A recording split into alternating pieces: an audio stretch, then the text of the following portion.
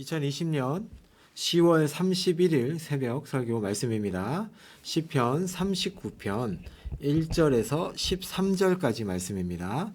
나의 소망이 주께 있나이다. 나의 소망이 주께 있나이다. 라는 제목으로 새벽 말씀 보겠습니다. 오늘 시편은 표제가 다윗의 시 인도자를 따라 여두둔 형식으로 부르는 노래라고 되어 있습니다. 여기서 여두둔이라는 것은 사람 이름인데요. 다윗 시대의 주요 악장이었던 아삽과 헤만 등의 이름이 표제에 등장하는 것처럼 여두둔 역시 다윗 시대에 활동하던 악장을 가리키는 것이죠. 그러니까 이 시편은 다윗이 찬양단의 지휘자, 즉 영장이었던 레위인 여두둔으로 하여금 연주하도록 지은 노랫말이다라고 생각하시면 됩니다. 여기서 여두둔이라는 말은 찬양하라 라는 뜻을 가지고 있고 시편 62편과 77편 표제에도 등장합니다. 자, 이 시의 배경을 잠깐 볼게요. 이 시가 지어진 배경은 범죄에 대한 하나님의 징계로 대적의 핍박과 육신의 질병 등의 고통을 당하는 가운데 그 참담함을 하나님께 토로하면서 하나님께 용서와 구원을 호소하는 내용으로 되어 있습니다. 그런 상황인 것이죠. 다윗이 언제 이 시를 썼는지 확실하진 않지만 1절에 보시면 악인, 8절에 우매한 자, 10절에 주의 징벌, 주의 손이 치심 등을 표현을 볼 때 대적들에 대한 직접적인 묘사와 함께 자신의 쇠약한 육신의 상황을 묘사하고 있다는 것, 그리고 건강에 대한 회복을 간구하는 내용 등을 보면 이것이 다윗이 다윗 말년에 혹은 대적으로부터 공격을 받고 있는 중에 썼구나라는 것을 저희가 알 수 있습니다. 오늘 시편에는 죄와 질고로 얼룩진 삶을 살다가 마침내 죽어 영영이 사라져야 하는 이 땅에서의 인생의 그 허망함에 대한 그 깊은 절망과 이러한 절망의 궁극적인 원인이 결국 인간의 죄성에 대한 하나님의 징벌이라는 것을 알고 시를 지었다고 할 수 있습니다. 그런데 이 시편은 거기에서 끝나지 않고 이런 인생의 허무함과 연약함을 극복할 길이 어디에 있는지를 제시합니다. 그것은 사죄와 회복의 은총을 베푸시는 하나님을 소망하는 데 있다고 말씀하고 있습니다. 자, 그래서 다윗은 1절에서 결심으로 시작합니다. 그것은 자신의 행위를 조심하는 것과 그 혀로 범죄하지 않는 것이다라고 말씀하죠.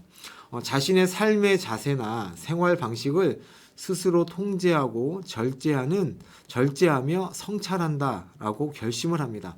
또 혀로 범죄치 아니한다라는 것은 자신의 행위를 조심하겠다는 구체적인 방안으로 하나를 제시한 것입니다. 자신이 직면한 상황과 관련해서 불평, 불만을 늘어놓기보다 하나님께서 은총을 베푸셔서 문제를 해결해 주시기를 기다리는 심정을 표현한 것입니다. 또 악인 앞에서 입에 재갈을 먹이겠다는 것은 악인이 자신의 말을 왜곡시켜 온갖 악한 말을 지어내고 중상모략하는 것을 알기 때문에 이런 말을 하는 것이죠.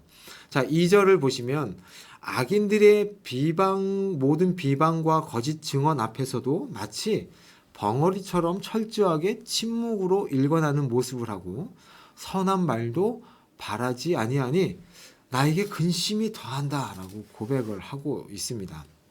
3절은 다윗은 왜 선한 말이라도 하지 않는가에 대해서 설명하는데요. 이것은 인간은 연약하여서 말을 하다 보면 자신도 모르게 혀로 죄를 지을 가능성이 많다는 것을 알고 있었기 때문입니다. 그런데 이렇게 선한 말도 하지 않고 침묵을 지키겠다는 결심은 그 내면에 너무나 큰 고통을 안겨주었죠. 악인들은 형통하고 하나님의 공의를 거슬러 온갖 악의 말을 서슴지 않는 현실 앞에서 그의 마음이 타는 듯이 뜨거워졌다고 3절에 얘기하고 있습니다.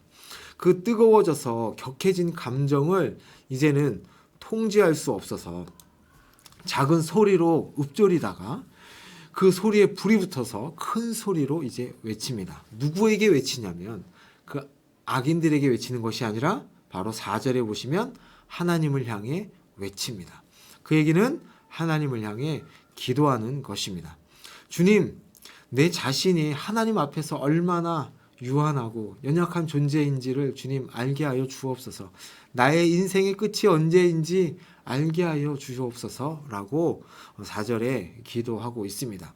이 기도는 당시 다윗은 그의 죄에 대한 하나님의 징계로 인해 질병과 혹독한 고난을 겪고 다윗은 있었습니다. 그런데 그는 한 번의 실수로, 바세바 사건이죠, 그런 징벌을 받고 있는 것인데 악인들은 줄고 죄를 범하면서도 망하기는커녕 더욱 득세하고 오히려 다윗을 비난하며 조롱하고 있었습니다. 그래서 인간의 삶이 얼마나 허망한 것임을 주님 알게 하셔서, 악인들은 결국 망하게 될 것임을 알게 하셔서 하나님을 원망하거나 하나님의 공의를 의심하는 죄를 제가 하지 않게, 죄를 짓지 않게 주님 해주십시오라고 하나님께 기도하는 것이죠. 다윗은 이 사실을 이미 알고 있었다는 것입니다. 이 기도는 다윗이 이미 인생의 한계와 허물, 부족함 등을 알고 하나님의 자비와 긍휼을 구하는 것입니다. 이 인생의 한계를 5절에 뭐라고 표현하냐면 손에 한 뼘 같다. 그러니까 엄지손가락을 뺀 네 손가락 길이 같다라고 얘기합니다. 나의 일생이 주 앞에서는 없는 것 같사오니 라고 반복해서 또 표현하고 있고요. 사람이라면 누구나 모두 허사만을 경영한다. 아담과 같이 흙으로 돌아갈 수밖에 없는 존재들입니다 라고 고백하고 있습니다.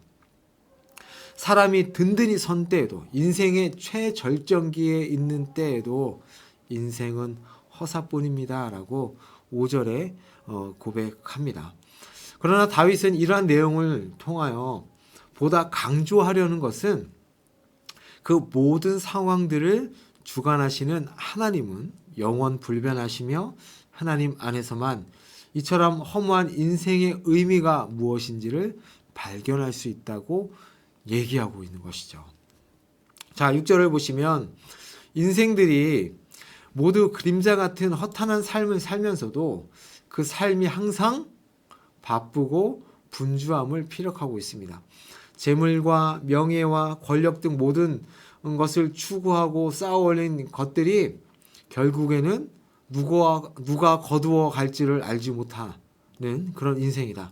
그 말은 바쁘고 분주하게 힘들게 살면서 얻은 재물, 명예, 권력 등 모두 그림자같이 허영에 지나지 않는다라고 얘기하고 있습니다. 7절에서 13절까지는 현재 당하는 징계의 정당성, 자기가 왜 이런 징계를 당하고 있는지를 시인하면서 용서를 구하는 참회의 기도를 드리는 부분입니다.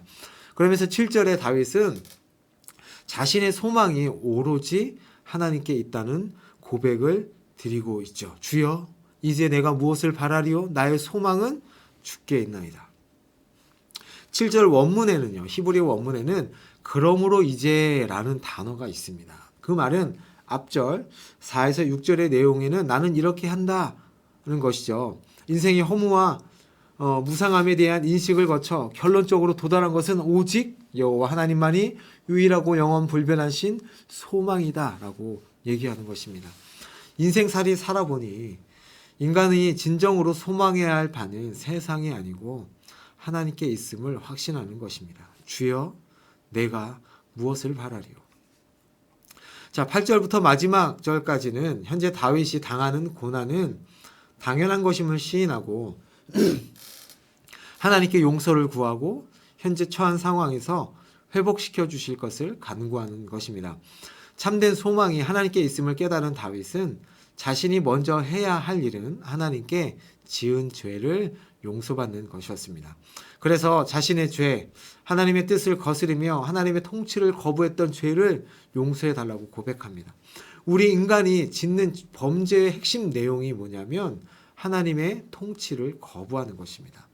하나님의 창조주 되심과 거룩하심에서 나오는 통치를 거부하는 것, 이것이 죄의 본질입니다. 이러한 자신의 죄를 해결해 주실 것을 하나님께 구하고 있죠. 8절에 보시면 그리고 자신의 상황을 보며 끊임없이 공격하는 우매한 자들로부터 더 이상 수치를 당하지 않게 해달라고 기도합니다. 여기서 우매한 자들은 6절에서 얘기한 그림자같이 다니는 자들, 헛된 일에 분주한 자들, 세상에 허탄한 것을 쌓는데 광분한 자들을 지칭하는 표현입니다.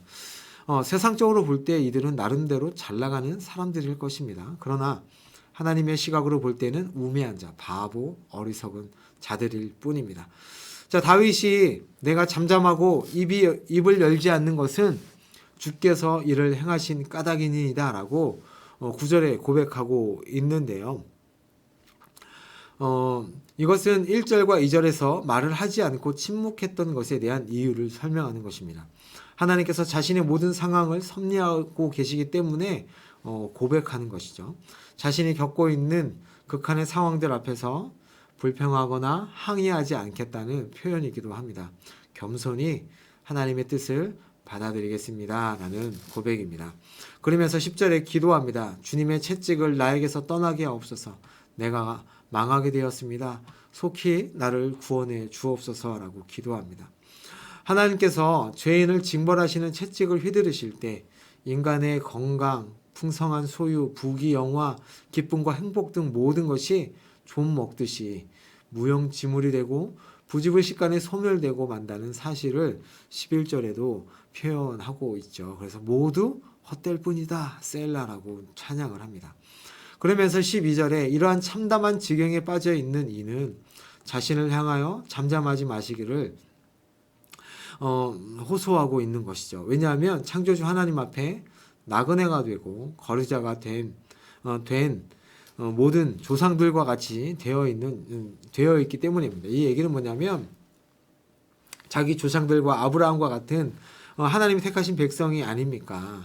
하나님의 도우심이 없으면 생존할 수 없는 연약한 존재입니다. 이런 저를 주님 돌아봐 주십시오라고 얘기하고 있는 것이죠. 그러면서 13절 이 시의 대단원을 마칩니다. 내가 살아있을 동안에 나에게서 분노의 눈길을 돌리시옵소서. 그리고 저를 구원하여 주옵소서. 질병과 가난, 원수들의 핍박, 슬픔과 절망 등의 모든 삶의 영역에서 주님 저를 회복시켜 주옵소서라고 기도하고 있습니다. 이 표현은 꼭 건강의 회복뿐 아니라 삶을 새롭게 하시며 슬픔과 공허함 속에서 벗어나서 한없는 기쁨과 복된 삶을 누리게 하시고 영혼을 하나님 충만케 하여 주옵소서라고 기도하고 있습니다. 자신을 오늘 시편을 마치면서 마무리하는 말인데요. 자신을 조롱하고 비하하고 공격하는 악인들 앞에서 시인은 침묵으로 일관합니다. 아무리 선한 말이 입에서 맴돌아도 입에 재갈을 물린 것처럼 침묵합니다.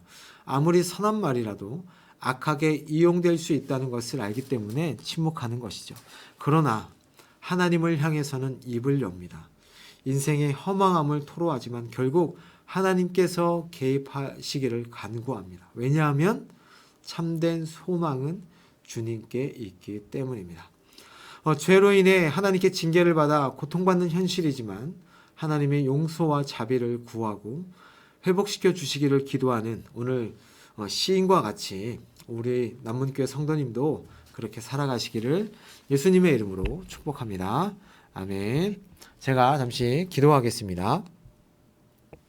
주님, 죄로 인해 고통의 삶 가운데서 하나님을 원망하며